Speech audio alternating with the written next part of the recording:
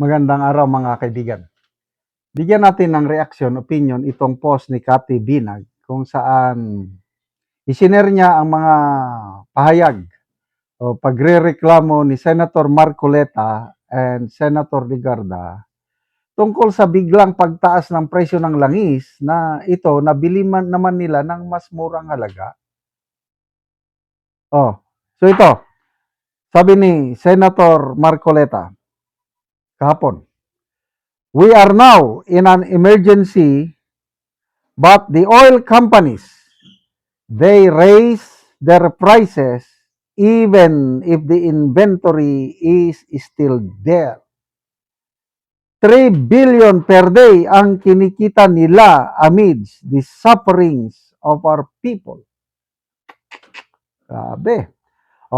Sinugundahan ni Senator Ligarda, hindi ba ito unfair sa ating mga consumer? Wala pang pagtaas ng mga binili, pero itinaas na nila at sinisingil ang mga consumers. Binili naman niyan sa regular na presyo, hindi naman sa panahon ng krisis noong mataas na. Agree ako niyan. Dahil sa inventory, sinasabi, may stock tayo ng langis. 50 to 60 days pa, nandyan na yung stock. Nabili ng mga companies yan nung hindi pa, wala pang krisis, nandyan na ang stock. So, nung nagkagera, nandyan na yung stock, tinaas nila ng presyo. Kumita sila, ang mga oil companies. Tayo ngayon, mga consumers, ang hirap na hirap. At ang gobyernong ito, walang magawa. Sabi, normal lang. Huwag kayong magpanik dahil sapat ang supply ng langis. Yes, sapat nga ang supply ng langis, kailang bakit wala kayong magawa? Hindi nyo makontrol ang pagtaas ng presyo. Sa ibang mga bansa, kung tumaas man, kaunti lang. Sa atin, number 1 tayo sa buong mundo. Merong kumakalat ngayon na post, comparison ng pagtaas ng presyo sa buong mundo. Pilipinas ang number 1. Grabe. Doon sa post niya nakalagay lang doon 87.1% ang pagtaas ng Pilipinas. But ngayon, more than 100% na.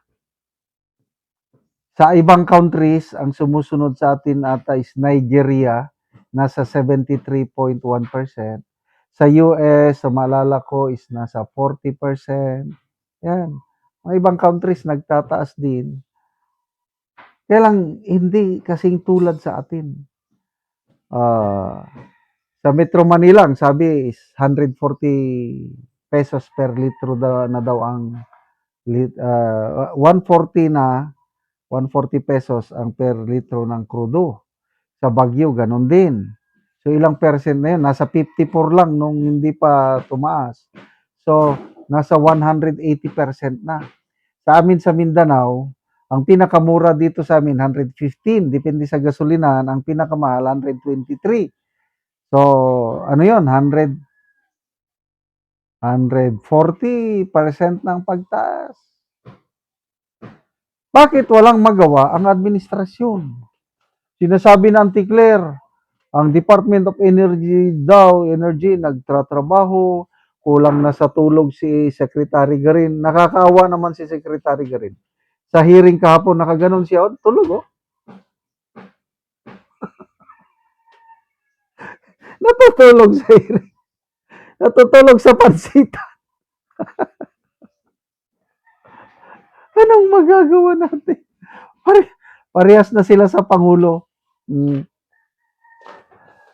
Nagkaguliang kung sa Bisaya pa. Basa tayo ng mga comments.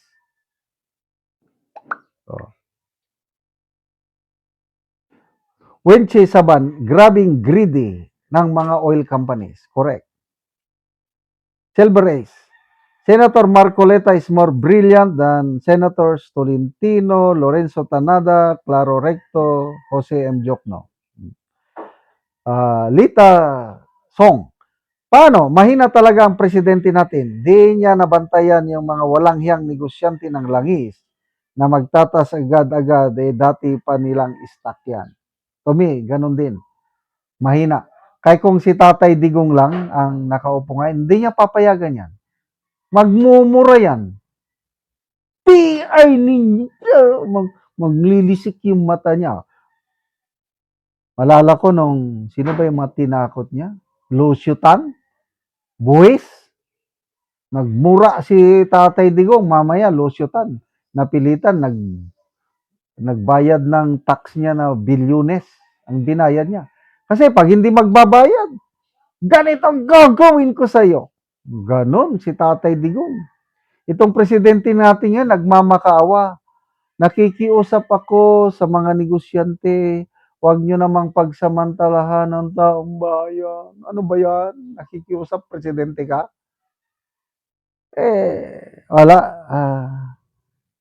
Ang kasabihan, ang pagsisisi nasa huli. Talagang, ako, sising-sisi ako ngayon. Nung nag-warning na si Tatay Digong na mahinang leader yan, yung BBM na yan, apelyido lang meron siya. Huwag niyo akong sisihin pagdating ng panahon. Ang galing talaga ng ating Tatay Digong. Nakikita niya yung pagkatao ng isang, ano yan, tamad yan. Oh, ano ngayon? Tayo ngayon, naghirap.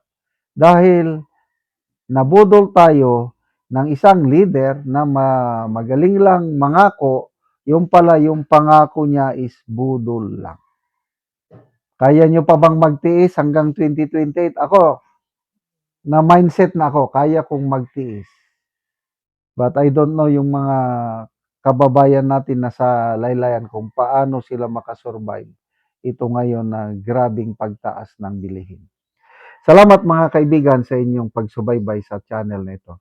Nakakatulong kayo ng malaki sa tribong Talandig ng Bukidnon dahil ang sweldo po natin sa channel na ito is pantulong po sa tribo. Namimigay tayo ng libreng yero at pako para makapagpatayo naman sila ng mas maayos na tirahan. Panoorin nyo ang video na ito. Karon mo na ni ang among gihatag nga yero sa nagpatindog sa balay. So yan na ning pag-aatupan.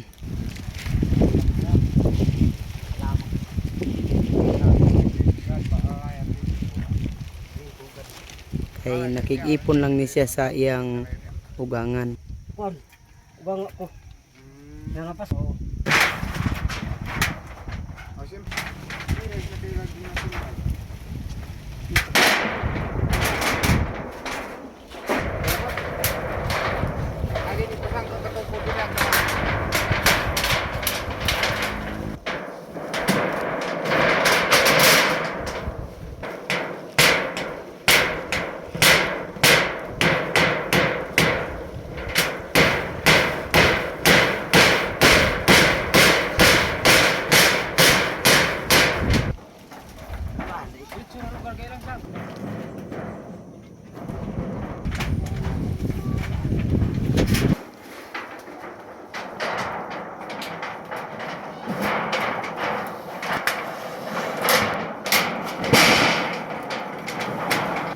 Ug karon humanagid sa pag-atop ang among ginahatag nga yero. Salamat kayo sa kuan sa yero nga gitabang og niya na nakabalay na gid ko nakatop na gid ko. Og daghang kayo salamat. Salamat pod sa sa Ginoo og sa nagpunsurani og sa nagtabang pud ani. Daghang kayo salamat. Lagi. So unsa day imong panginabuhian Raya? Kuan ra kining nagtrabaho ko karon diya sa agar diya sa kuan So sa ning nga kumpanya Agarwood. so kuan gyud kanang ma-short pa gyud ang imong Ma-shirt pagid siya. sweldo. Oo, So taman ra gyud sa pagkaon. taman ra gid sa pagkaon gyud. So pila na imong anak ya? Kuan tulo na akong anak. Tanan na ga-eskwela, Taran ang duha ga eskwela, ang isa dili pa. ang isa di pa kay gamay pa man. So salamat kayo.